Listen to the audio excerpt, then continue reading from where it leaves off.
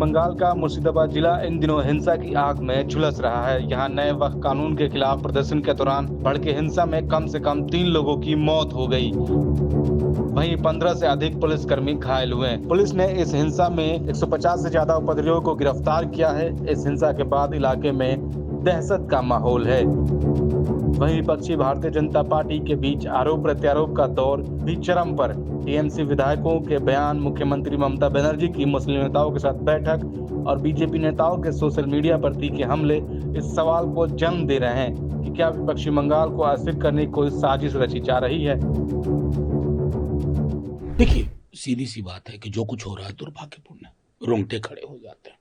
ये नहीं होना चाहिए। मैं हर व्यक्ति से अपने दल के बिहाफ पे आग्रह करूंगा, शांतिपूर्ण प्रतिरोध गांधी हमें बता के गया, उस पर चलिए। मामला न्यायालय में है, कई पिटीशन है, मेरा दल भी पिटिशनर है। हमें पता है कि ये जो नाइंसाफी आर्टिकल 26 के मिस इंटरप्रिटेशन से हुई वो एड्रेस की जाएगी और ये जो गांधी, नेहरू, आजाद, अंबेडकर के मुल्क की तामीर थी वो नष्ट नहीं होगी। लेकिन किसी भी तरह के हिंसक प्रदर्शन की कोई इजाजत, और मेरा पूरा विश्वास है कि ममता जी का एडमिनिस्ट्रेशन इसको कंट्रोल करेगा। इस टिप्पणी के बावजूद मतलब मेरा तो मानना है कि कितनी जगह ये कार्ड खेलोगे, घिस चुका है। मतलब बीजेपी प्रधानमंत्री जी, आपके चुप्पी तोड़ने का वक्त आ गया। देश का सामाजिक सौहार्द सारे राज्य सरकारों और केंद्र की जिम्मेवारी। उस सौहार्द की कीमत पर अपने वोट की फसल मत देखिए। यही हाथ जोड़ के विनती करूंगा, क्योंकि देश बचेगा तो चुनाव होंगे, पार्टियां जीतेंगी, पार्टियां हारेंगी, लेकिन देश का मानस ही अगर छत हो जाएगा, कोई भी जान जा रही हो, हिंदू की जा रही हो, मुसलमान की जा रही हो, दलित, पिछड़ा, सिख, ईसाई की जा रही हो, जान तो हिंदुस्तानी की गई ना, उसको बचा के रखिए। पश्चिम बंगाल में मुर्शिदाबाद में वकफ हिंसा में 3 मौतों के बाद भी ममता बनर्जी की रहस्य में चुप्पी शर्मनाक है, घोर निंदनीय है, कष्टदायक है। ममता सरकार अल्पसंख्यक तुष्टीकरण के नाम पर हिंदुओं की सुरक्षा से लगातार समझौता करती आ रही है। आज उनकी छवि एक मॉडर्न जिन्ना के रूप में स्थापित हो चुकी है और उनकी पार्टी टीएमसी मुस्लिम लीग का काम कर रही है। आज की घटनाएं 40 के दशक के मुस्लिम लीग के डायरेक्ट एक्शन की तरह है। तब भी उस समय के हुक्मरानों ने हाथ बांध रखे थे, आंखों पर पट्टी बांध रखी थी। आज भी बंगाल में जो काम मुस्लिम लीग कर रही थी, आज तृणमूल कांग्रेस कर रही है। जो जिन्ना कर रहे थे वो ममता बनर्जी कर रही हैं और डायरेक्ट एक्शन जैसी घटिया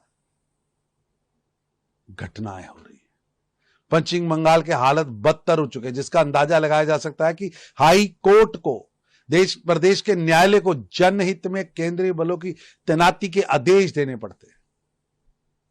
ये राज्य सरकार की विफलता और कानून व्यवस्था में पूरी तरह चरमराने का प्रमाण है।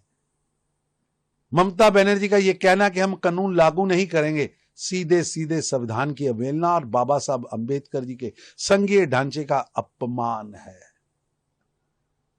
बंगाल की जनता जान चुकी, तुष्टीकरण की राजनीति और संविधान के अपमान करने वाली तृणमूल कांग्रेस अब राज्य की शांति एकता के लिए खुद ही खतरा बन चुकी है। उपद्रवियों को खुद तृणमूल कांग्रेस और ममता बनर्जी उकसा रही है। आज देश जानना चाहता है टीएमसी और उपद्रवियों के बीच में क्या रिश्ता है। ममता जी, क्या रिश्ता है, देश जानना चाहता है। The condition is a lot better. Things are improving and fine. There had been many rumors. I request through you people, through media, through print media as well as electronic media, that please listen. Don't go by rumors. If you listen to any rumors, get it clarified through our control room, through us.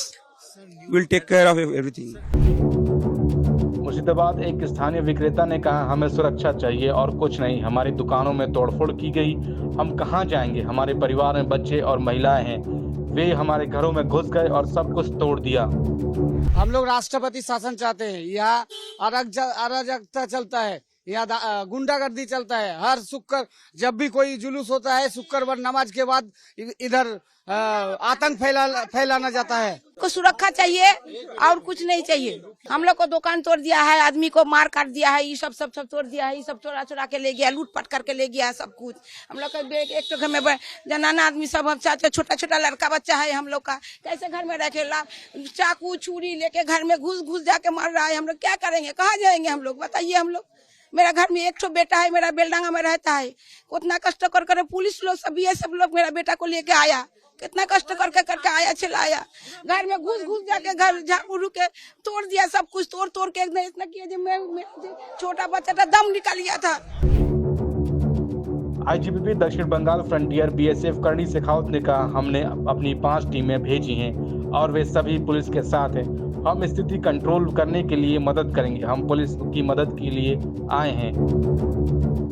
उनके साथ बातचीत हुई और हमें उनके साथ मिलकर इस स्थिति में काम करना है, बस इसी के ऊपर डिस्कशन हुआ। देखिए, हमने 5 कंपनियां अपनी पुलिस की हेल्प के लिए भेजी है और वो पुलिस के जहां उन्होंने डिप्लॉय किया है वो उन्हीं के साथ है। अब वो जो सिचुएशन है उसको कंट्रोल करने के लिए हेल्प करेंगे और पुलिस के साथ हेल्प करेंगे। हम कोई इंडिपेंडेंटली कुछ नहीं कर रहे हैं, हम पुलिस की हेल्प के लिए आए हैं। तो जैसा पुलिस चाहेगी हमसे उसी तरीके से करेंगे। देखिए, हम पुलिस की हेल्प के लिए आए हैं और पुलिस के साथ मिलके काम कर रहे हैं। और अभी हमारी जो डीजी साहब से बात हुई वो भी यही हुई है कि हम उनके साथ मिलकर ही काम करें और हमें पूरी उम्मीद है कि यहाँ जल्दी ही शांति बहाल हो जाएगी। Thank you. हमने अभी 5 कंपनियां प्रोवाइड करवाई हैं। अगर पुलिस चाहेगी, रिक्वेस्ट करेगी या रिक्वेजिशन देगी तो हम और भी कंपनी दे सकते हैं। देखिए, बीएसएफ आप जानते हैं हर सिचुएशन के लिए तैयार है।